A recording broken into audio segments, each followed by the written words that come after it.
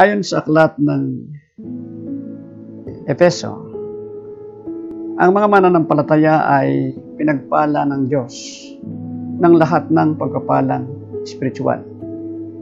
At syempre, kasama dyan ang lahat ng pagpapala na physical, material, financial, emotional at social. Walang ipinagkakait ang Diyos na mabuti para sa atin.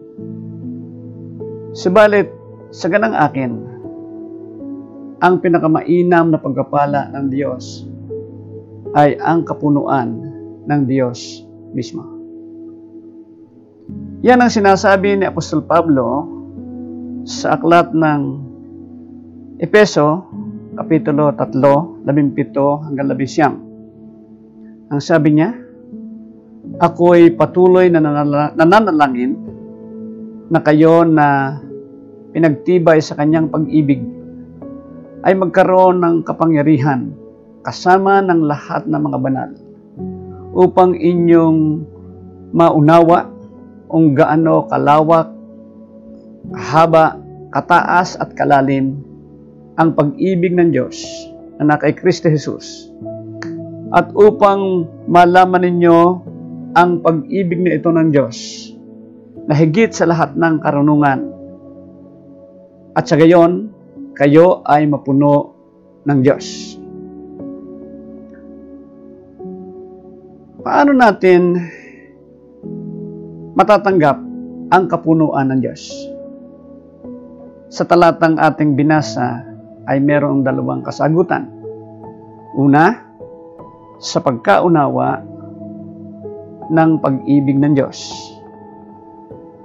Mga talatang 17 hanggang 19 sa unang bahagi. At ikalawa, sa paghingi sa Diyos ng kanyang kapunuan. Tingnan natin yung naunang paraan upang matamasan natin ang kapunuan ng Diyos. Ang pagkaunawa sa pag-ibig ng Diyos. Ang panalangin ni Apostol Pablo ay maunawaan nila ang pag-ibig ng Diyos at sa gayon ay mapuno sila ng Diyos. Ang salin dito sa wikang Ingles ay comprehend, na ang simpleng ibig sabihin niyan ay malaman na mayroong pagkaunawa. Subalit ang salitang ito sa orihinal na salita ay higit pa riyan ang sinasabi. Ang sinasabi riyan ay maagaw, makuha na mayroong masidhing pagnanasa at maangkin. Ang diwang sinasabi ay ang pagkaunawa sa pag-ibig ng Diyos ay nangangailangan ng pagnanasa na masidhi sa puso ng tao. At sa gayon, mauunawaan niya ang pag-ibig ng Diyos at bunga nito ay matatanggap niya sa kanyang paghingi ang kapunuan ng Diyos. Ang pagkaunawa sa pag-ibig ng Diyos ay katulad ng paglalagay ng dagat sa isang timba. Kahit anong gawin mo, hindi mo mapagkakasya ang tubig sa dagat sa timba. Pero ang maganda noon, pwede ka laging sumalok ng tubig sa dagat upang mapuno ng tubig ang timba. Paano nga naman mauunawaan ng isang limitadong isip o kaisipan ang Diyos na walang limitasyon? Kaya mahirap naganap na maintindihan ang pag-ibig ng Diyos sa isang pagkakataon lamang. Pero ayon sa antas na ipinakikilala ng Diyos ang kanyang sarili at ibinibigay sa atin, na merong karunungan, liwanag at pagkaunawa. Sa ganong paraan ay mauunawaan natin siya at ang kanyang pagmamahal sa atin. Binigyan tayo ng Diyos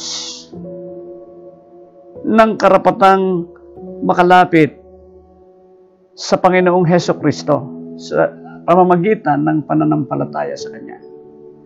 Ang sabi sa Kapitulo 3:12 ng Efeso, sa Kanya, kay Kristo, meron tayong katiyakan at karapatang lumapit na may pagkakatiwala sa pamamagitan ng pananampalataya sa Kanya.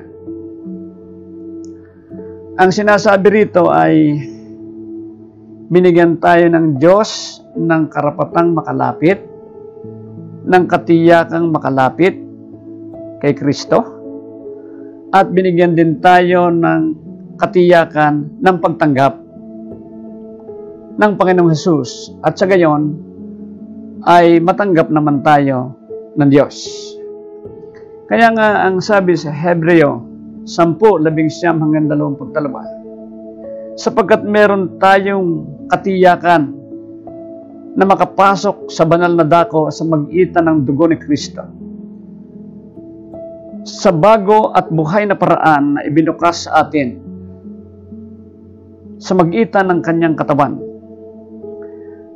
At sapagkat meron tayong dakilang pari sa tahanan ng Diyos, tayo ngay lumapit sa Diyos na merong taos sa puso at ganap na katiyakan sa pananampalataya, na nilinis ang ating mga puso mula sa maruming konsensya, at ang ating katawan ay hinugasan ng dalisay na tubig. Sa paglapit natin sa Diyos sa magitan ng Panginoong Hesukristo, ay matatanggap natin ang pagkaunawa sa pag-ibig ng Diyos, at sa gayon ay matatanggap din natin ang kapunuan ng Diyos. Gaya ng sabi ko kanina, mahirap unawain ng lubusan ang pag-ibig ng Diyos, sapagkat ang Diyos ay walang hanggan. Pero ayon sa antas na ibinibigay niya ang pagkaunawa at karanasan sa atin, mauunawaan natin ang pag-ibig na ito ng Diyos. Ayon sa antas na ibinibigay niya ang kanyang sarili sa atin, matatanggap natin ang kanyang kapunuan. Pero kailangan dito ang ating puso na merong masidhing pagnanasa sa Diyos. Kaya ang tanong ay, gaano ba mo ninanasa na maunawaan ang pag-ibig ng Diyos at matanggap ang kanyang kapunuan? Tayo siyempre ang sasagot niyan, sapagkat alam natin ang ating sarili, ang ating puso, ang ating kaisipan at ang ating damdamin. Sa ganang akin, ang pagkaunawa sa pag-ibig ng Diyos ay ganito kasimple. Naniniwala ako sa puso ko na mahal ako ng Diyos, at sinasabi ko sa aking sarili na mahal ako ng Diyos. Yan ang aking idinideklara sa aking mga labi.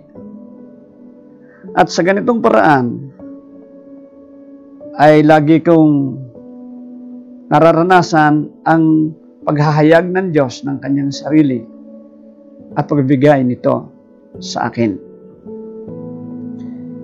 Mahal ako ng Diyos. Anak niya ako. Kaya natural lamang na ibinibigay niya sa aking patuloy ang pagmamahal. Kanyang pagmamahal at ang kanyang sarili sa akin. At kung naiintindihan natin yan, makakahingi tayo sa Diyos ng kanyang kapunuan. Yung katagang fullness of God. Ang simple lang sinasabi roon ay kung ano ang pumupuno. Kung ano ang kumukumpleto. At ang sinasabi rito, ang pumupuno mismo sa Kristiyano ay ang Diyos mismo.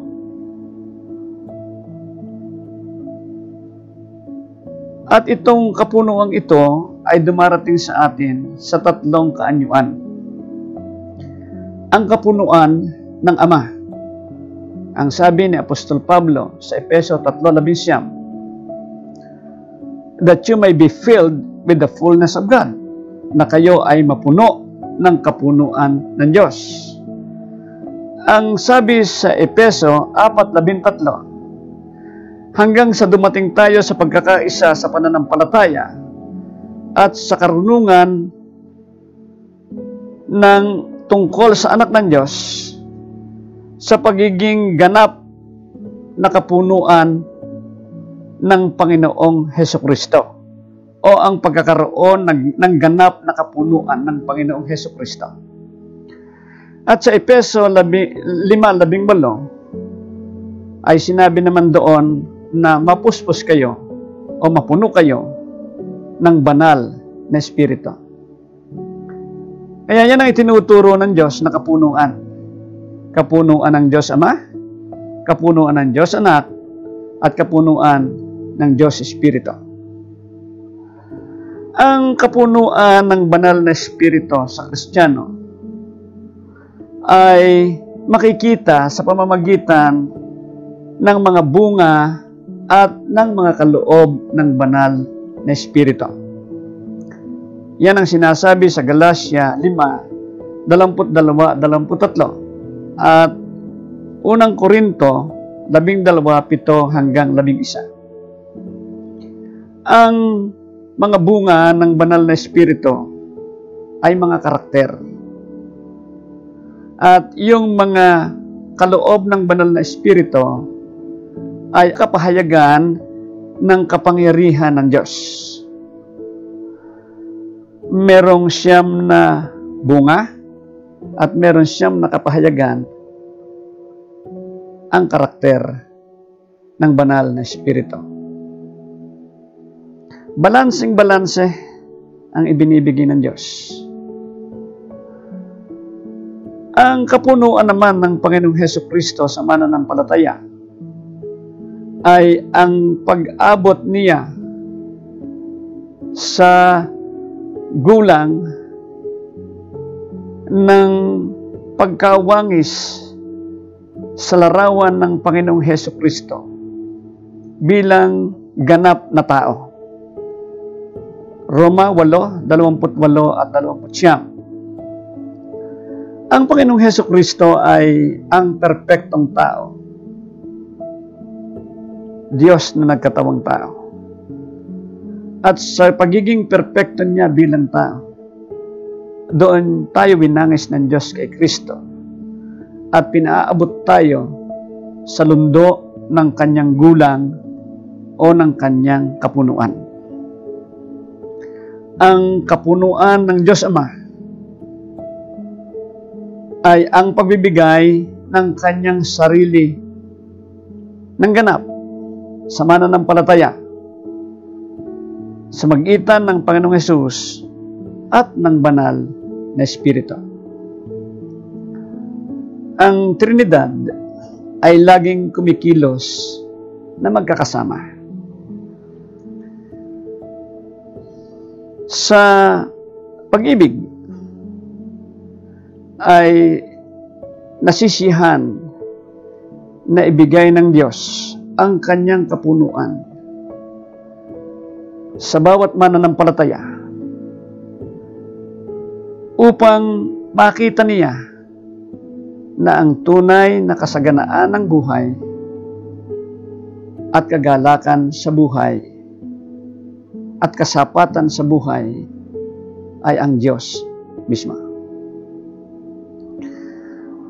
Ginagawa niya ito dahil ang Diyos ay pag-ibig. Ang pag-ibig, ang likas at katangian ng Diyos. At hindi lang yan ang kanyang katangian. Pero doon sa katagang ang Diyos ay pag-ibig, ay makikita natin na tayo ay minamahal ng Ama. Ang sabi sa Biblia, God is love. At siya ang unang nagmahal sa atin. Kaya nagagawa natin siyang mahalin. Ipinahayag niya ang kanyang pagmamahal sa atin sa pamamagitan ng pagbibigay ng kanyang anak. Kung hindi tayo mahal ng Diyos, hindi niya ibibigay ang kanyang anak para sa ating katubusan. Mahal din tayo ng anak ng Diyos. Kung hindi tayo mahal ng anak ng Diyos, hindi niya gagawing tanggapin ang kamatayan sa krus para mamatay ng alang-alang sa atin. Mahal din tayo ng banal na Espiritu sapagkat siya ang tumitira sa atin at nagbubuhos sa atin ng masaganang pagmamahal upang patuloy nating mamahal ang Diyos, ang ating kapwa, at pati ang ating sarili. Maliwanag yan sa Roma 5:5 na ang pag-ibig ng Diyos ay masaganang ibinubuhos sa atin. Ang lahat ng pangalan ng banal na Trinidad na makikita sa kasulatan ay naghahayag ng kalikasan at katangian ng Diyos. Sa pagkaalam ng kanyang pangalan, kalikasan at katangian, at sa pagkaalam na mahal tayo ng Diyos, sa ganong karunungan, pwede nating simpleng hingin ang ating pangangailangan sa Kanya at mula sa Kanya. Sa ganitong paraan ko nararanasan ang kapunuan ng Diyos. Halimbawa, sinasabi ng Biblia na ang Diyos Ama ay manggagamot. God is healer. At sinasabi rin na sa magitan ng mga latay ng Panginoong Hesukristo, tayo ay pinagaling. At ang kagalingan ito ay dumadaloy sa atin sa pamamagitan ng mga kaloob ng kagalingan. Kaya kung meron akong nararamdaman, ay hinihingi ko lang sa Diyos ang kapatawaran sa nagiging dahilan ng sakit na ito, na kung minsan ay kapabayaan o maling pagkain. At pagkatapos ay tinatanggap ko ang kanyang kapatawaran at hinihingi ko ang kanyang kagalingan at pagbabuong muli ng aking sarili, ng aking katabang lupa. Ganito ko kasimple nararanasan ang kapunuan ng Diyos. May kagalingan talagang dumarating sa akin. Ganon siya kasimple. Kung ano ang kailangan mo, sabihin mo lang. Bakit? Mahal ka ng Diyos. Anak ka niya. Nasisiyahan siya na laging ipakilala niya at ipahayag ang kanyang sarili sa atin at ibigay ito ng ganap sa atin. At ang Diyos ay naglatag sa Biblia ng mayor na prinsipyo kung paano natin siya higit pang matatanggap at mararanasan sa kanyang kapunuan bilang sa Diyos na pumupuno sa atin. Ang sabi sa Biblia, Magbigay ka at ikaw ay tatanggap. Let me tell this in English. When you give less of you receive less of Him. When you give more of you receive more of Him. When you give all of you receive all of Him. When you do not give yourself to Him, He is still willing to give Himself to you.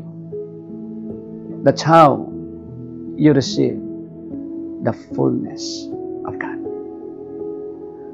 May you live this kind of life that God has designed